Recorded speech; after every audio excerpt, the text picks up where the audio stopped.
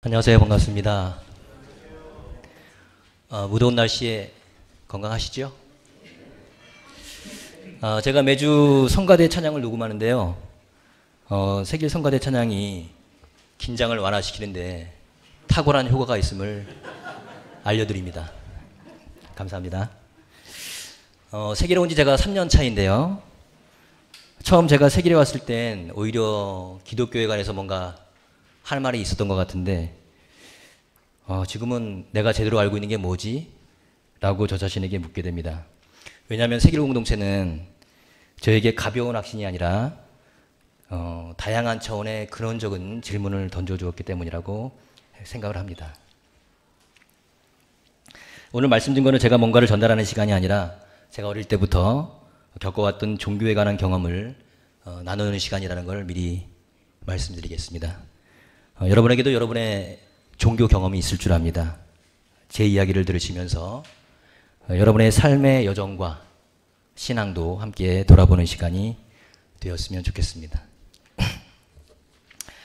저는 8남매의 막내로 시골에서 태어났습니다. 우리 집뿐만 아니라 전체적으로 가난한 동네였죠. 가까운 곳에 공동묘지가 있었습니다. 상상이 되시나요? 지금 공원묘지하고는 굉장히 다릅니다. 그 당시엔 사람이 죽으면 가까운 산에 사람을 묻었습니다. 큰 무덤은 어른 무덤,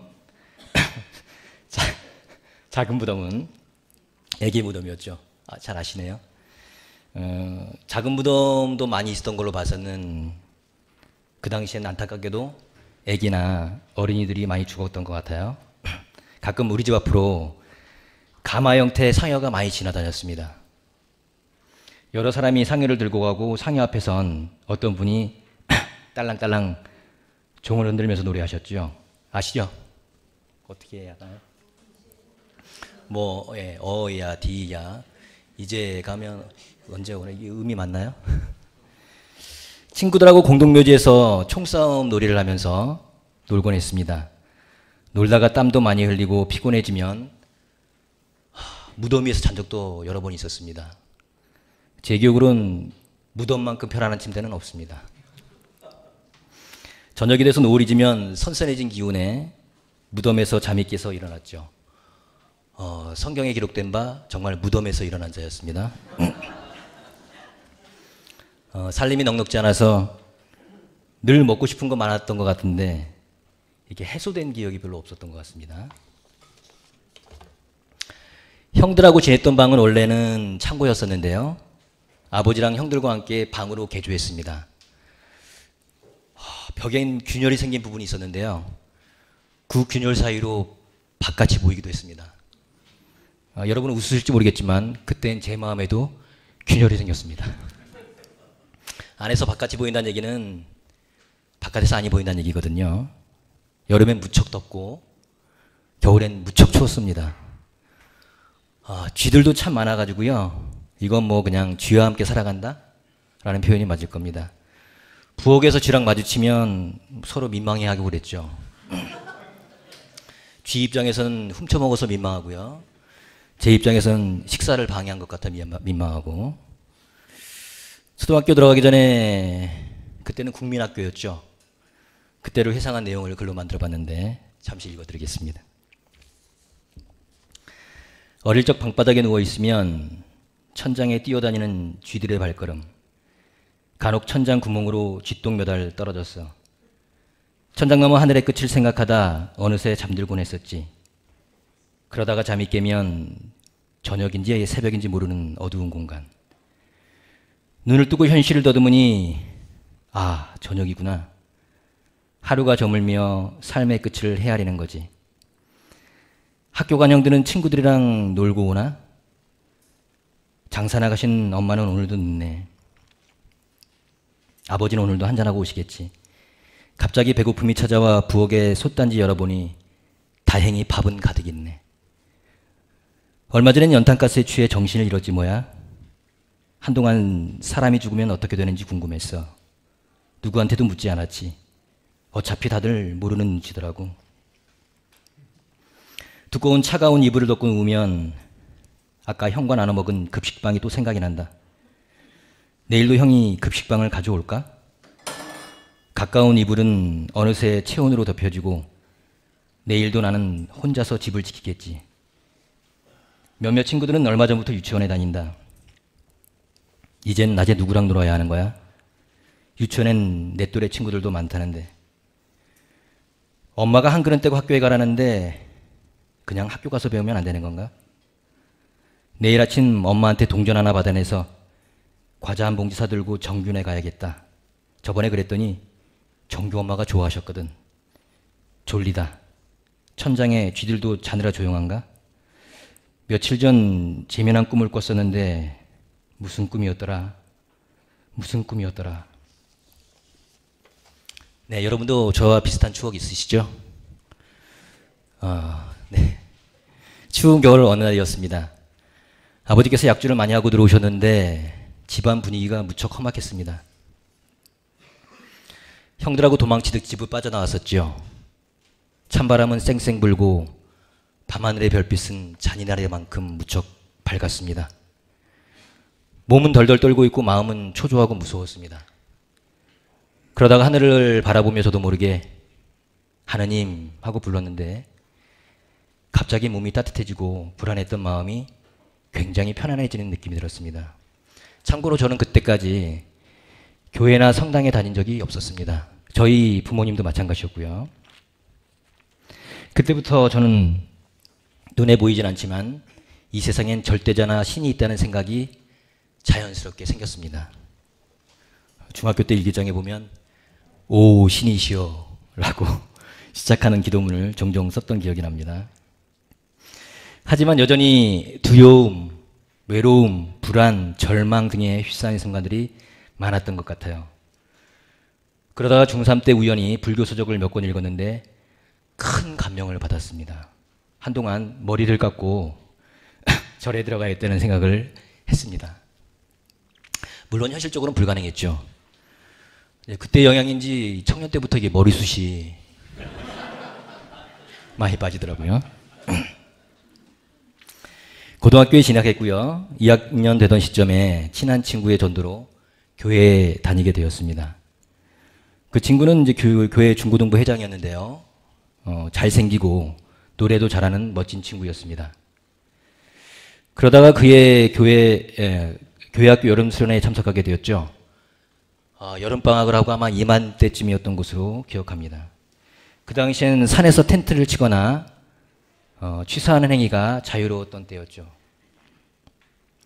수련회 마지막 날 저녁 집회였는데 큰 천막을 치고 예배를 드리고 있었습니다. 천막이 찢어질 정도로 비가 억수로 왔죠. 목사님이 준비하신 성경 구절은 뭐였을까요? 창세기 1장 1절이었습니다. 태초에 하나님이 천지를 창조하시니라. 제가 막연히 생각했던 신이 세상과 우주의 창조자라는 깨달음이 생겼습니다. 그분이 저의 삶에 깊이 관여해 오셨고 저를 참 잘 알고 계시다는 믿음이 불일 듯 일어났습니다. 저는 소위 성령 체험을 하면서 참 많이 울고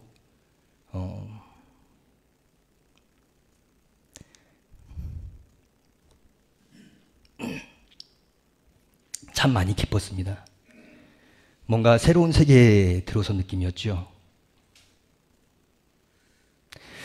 그 다음날 이제 에어컨이 안 되는 교회 버스를 타고 오는데 자리가 모자라서 저를 포함해 여러 명이 서 있어야 했습니다. 무척 덥고 습도도 높았지만 전날의 기쁨은 사그라지지 않았습니다. 그런데 갑자기 제 앞에 있던 학생이 저를 향해서 구토를 한 거예요. 제 티와 바지에 무척 많이 묻었습니다. 역겨운 냄새가 올라왔죠. 상대방은 어쩔 줄 몰라 미안했는데 저는 정말 아무렇지도 않았습니다. 그냥 마냥 흐뭇했거든요. 살짝 미쳤었나 봅니다. 어쨌든 그렇게 해서 저는 그때부터 본격적으로 기독교 신앙에 들어서게 됐습니다. 대학에 들어가선 기독학생에 가입해서 열심히 활동했죠. 성경 공부, 신앙 집회, 찬양 모임 등에 거의 빠지지 않았고요. 학교 안에서 전도들을 하기도 했고 섬을 찾아가서 프로그램을 진행도 했습니다. 신앙을 체계적으로 받아가면서 귀한 만남들과 감격스러운 경험들도 있었고, 또한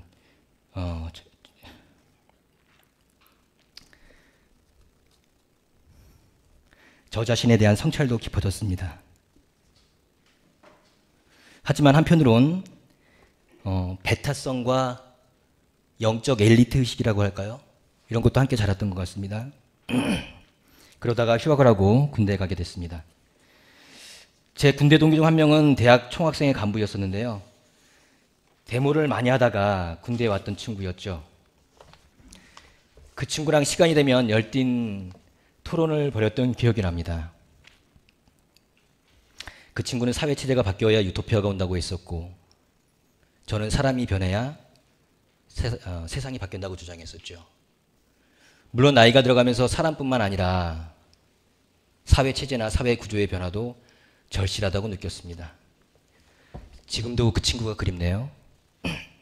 지금 만나면 대화가 훨씬 원활하고 풍성할 거라는 생각이 듭니다.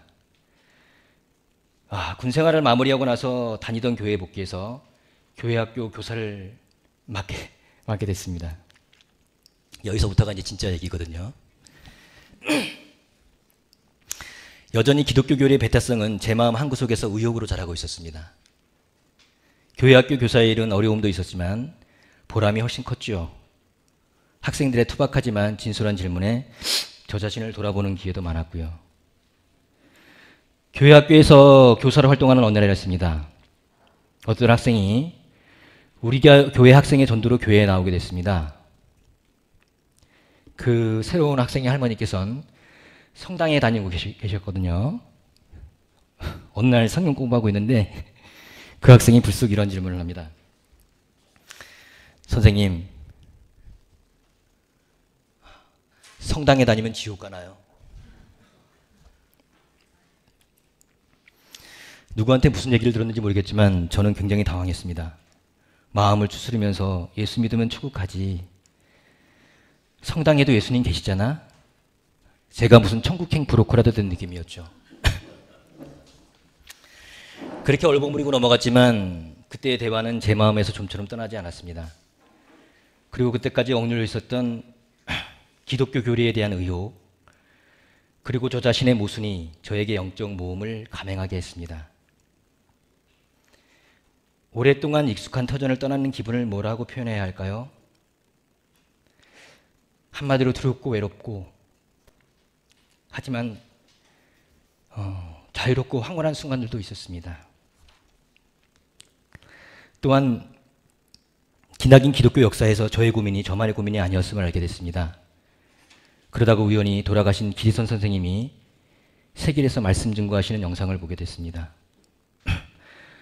야, 이런 설교를 할 수 있는 교회가 있구나. 많이 감탄하고 무척 흥분했습니다. 틈틈이 세길교회의 영상 예배에 참여했고, 그래서 지금 여기에 있습니다. 다양한 종교인들이 서로 얽히고 설켜 살아가는 사회잖아요. 종교가 갈등이 되고 폭력이 되어서는 안 되겠다고 생각했습니다.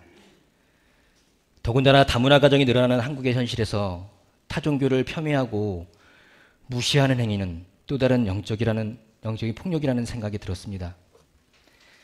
종교의 명분으로 이루어지는 전쟁, 또한 교회 내에서 일어나는 갈등과 분열을 보면서 이게 정말 하나님이 원하시는 세상일까? 저는 종교가 사람을 앞서서는 곤란하다는 생각입니다. 안식일보다 사람이 우선이다. 사람이 안식일의 주인이라 하신 말씀이, 예수님의 말씀이 같은 맥락이라고 봅니다. 저는 2000년 전 유대사회를 건너셨던 하나님의 아들 예수의 언어가 그 시대에는 굉장히 충격적이고 더 나아가 이단적일 것이었을 거라 생각됩니다.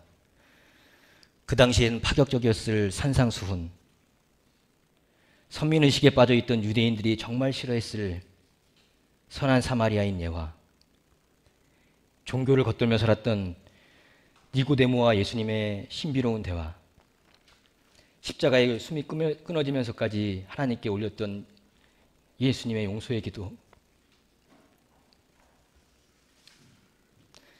그러한 예수의 언어가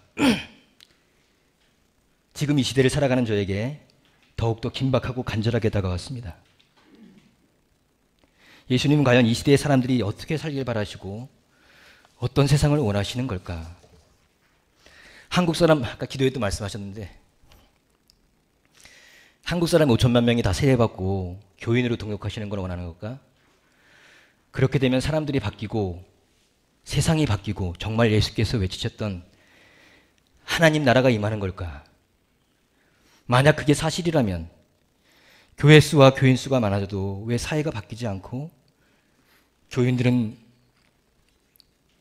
오히려 자기 몰입적이며 기복적인 태도를 강화하면서 정작 십자가의 길에서 멀어지는 걸까?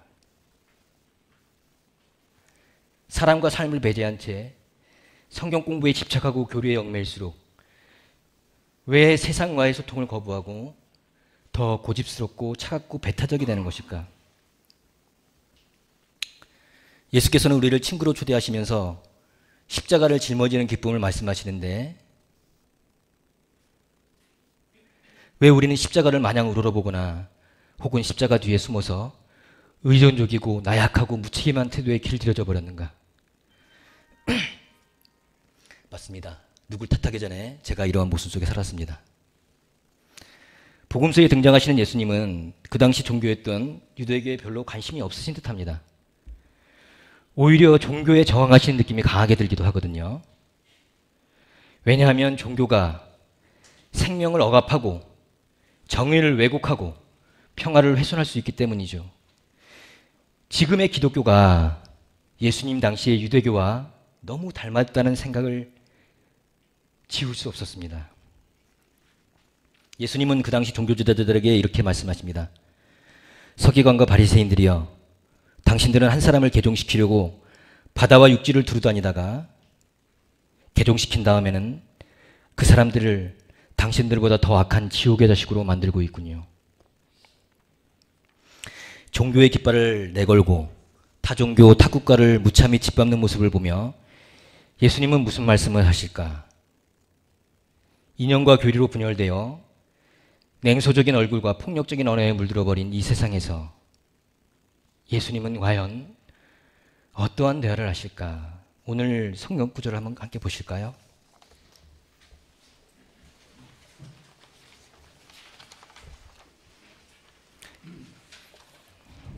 같이 한번 읽어보시겠습니다.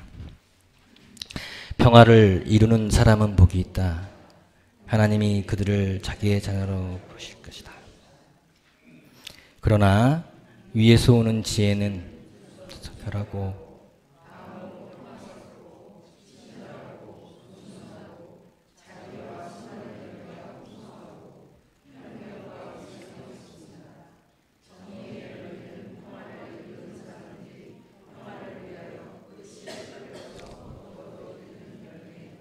아멘.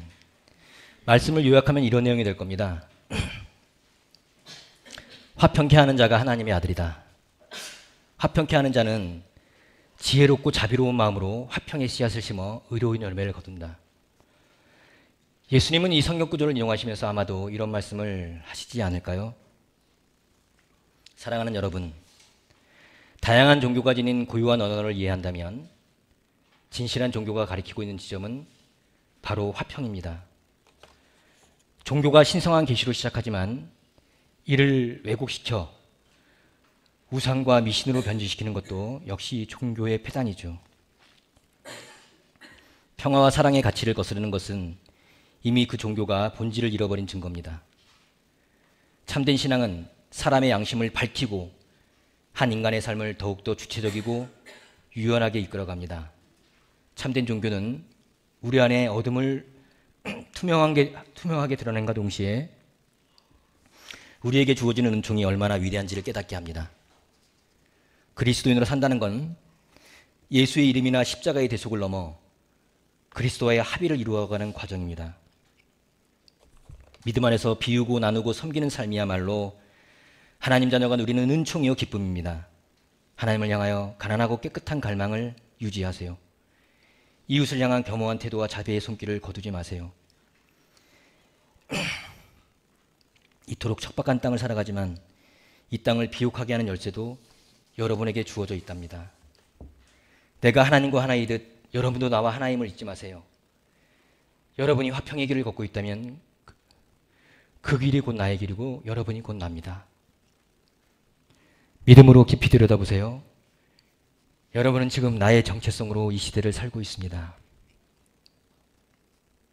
어떠세요?